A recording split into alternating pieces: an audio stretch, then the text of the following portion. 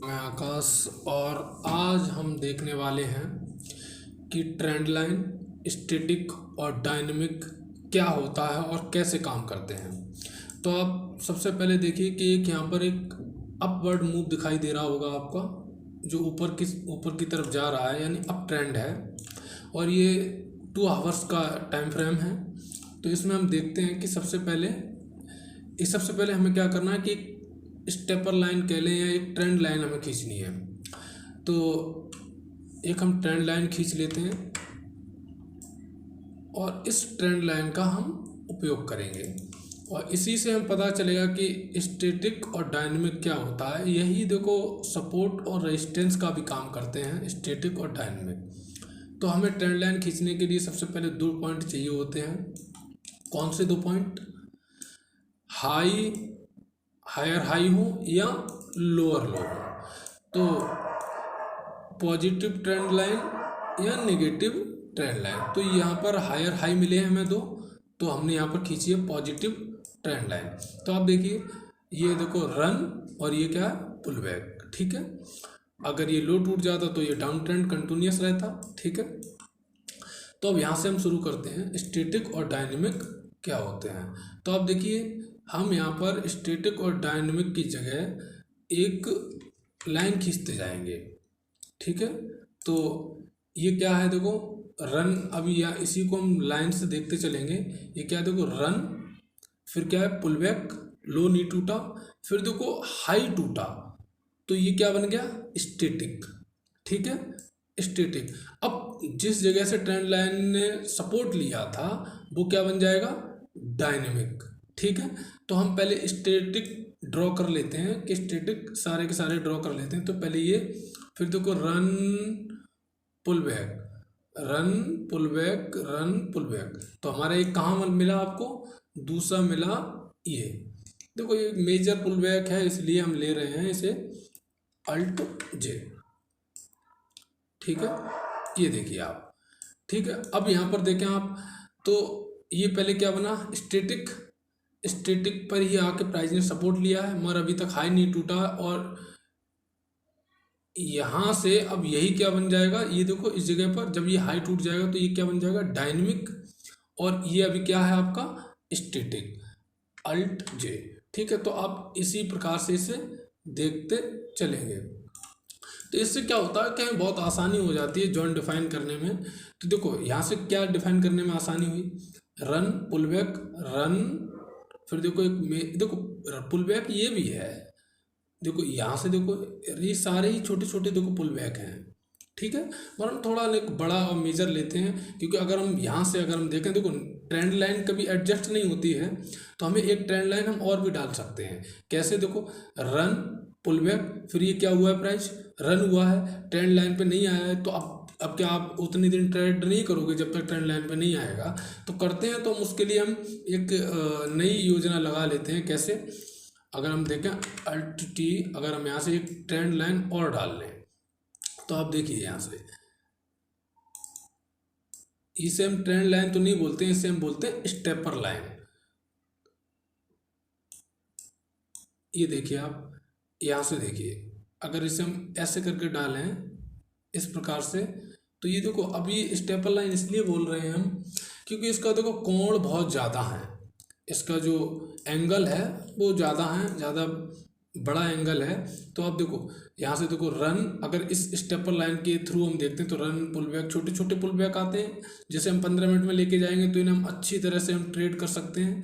ठीक है, और ये यहाँ से देखो, फिर ये देखो, तो ये देखो आपको प्राइस इस पर भी मिलता है। देखो ये यहाँ से जो उठा है कोई विदाउट रीजन नहीं उठा है प्राइस।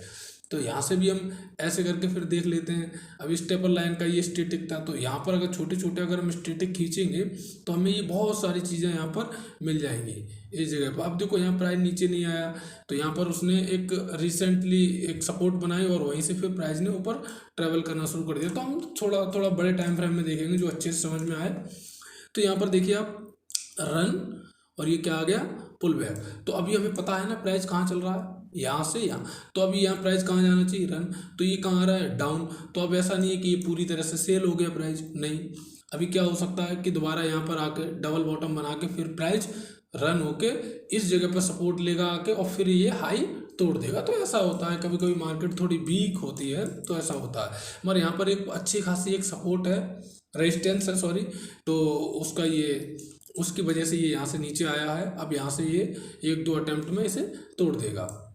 तो ये क्या है आपका, ये आपका क्या बनेगा, डिसेंडिंग, और ये क्या है आपका स्टैटिक, ठीक है, ये डायनेमिक और ये स्टैटिक, ठीक है, यहाँ से ये डायनेमिक और ये स्टैटिक। अब स्टैटिक से प्राइस रन हुआ, इतना हुआ तो देखो इंट्राडे में आप इतने में बहुत अच्छा कर सकते थे अगर आपको पता है और आपका रेजिस्टेंस कहाँ है, ये चीज़ें आपको पता हैं।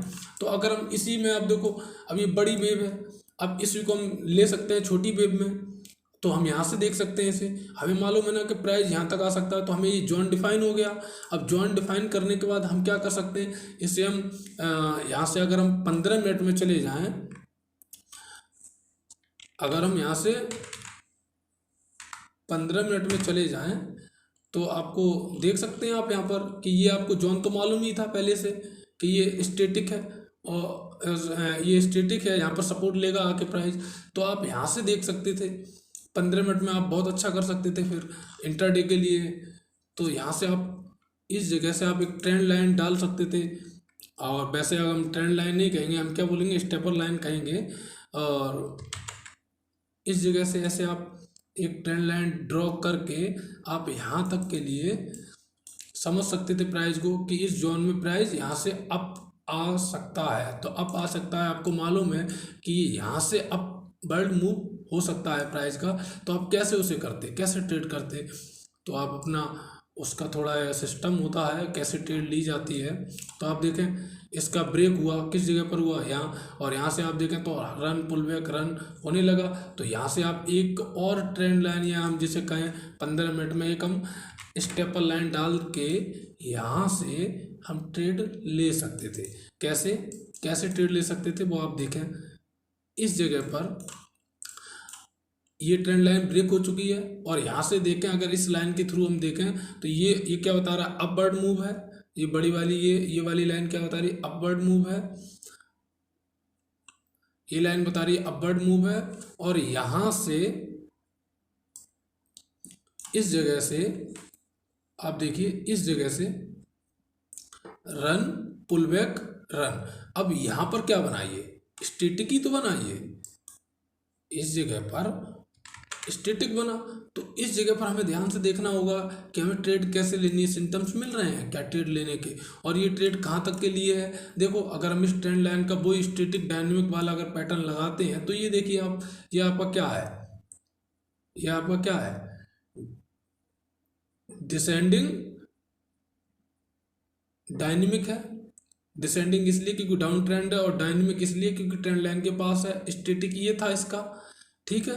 तो यहाँ से देखो आप इस जगह से देखो रन पुल बैक रन, तो यहाँ पर प्राइस ने सिम्टम्स भी दिए हैं कि हम प्राइस ऊपर की तरफ ही जाएगा, क्योंकि यहाँ से देखो ये लोअर लो कंटिन्यूस बन रहा था, मगर यहाँ पर क्या हुआ आपके देखें आप, ये लो बना फिर ऊपर की तरफ, ये स्टैटिक था, यहाँ से फिर ये नीचे जाना चाहिए था और ये लो टूटना चाहिए था, मगर नहीं गया, प्राइस डाउन गया, मगर बीच में से ही ये करीब होगा, मुझे लगता है कि ये 50% या 61% के आसपास है, यहाँ से प्राइस फिर अप गया। अब यहाँ देखें कि स्टैटिक भी टूटा, और स्टैटिक टूटने के बाद ये ट्रेंड लाइन भी टूट गई। देखो आप, अगर ये कैंडल ऊपर क्लोज होती है तो ट्रेंड लाइन क्या हो गई है, ब्रेक हो गई, ट्रेंड लाइन भी ब्रेक हो गई। और उसके बाद यहाँ पर देखो एक हैमर का सिम्टम्स मिला, क्लोजिंग बेसिस पे देखेंगे तो आप इस जगह तक प्राइस आया है, देखो इसके नीचे क्लोज हुआ, क्या अगली आरबीसी कैंडल आई, यानी कि रिलेटिव ब्रेकर कैंडल नहीं आई यहाँ पर, इसके साथ एक कैंडल और हमें कंफर्मेशन के लिए चाहिए थी।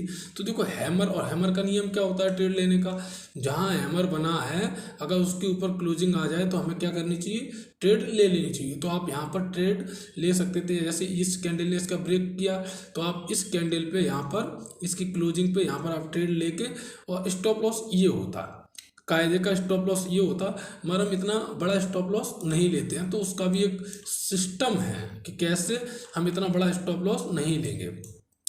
तो आप स्टॉप लॉस इसके नीचे लगा सकते थे। और फिर इसके बाद देखो आपको ये जगह है स्टैटिक है, डिसेंडिंग स्टैटिक है, वो सॉरी डिसेंडिंग डायनेमिक है, तो यहाँ तक था आपका, मगर इससे पहले भी अगर आप चाहते तो निकल सकते थे।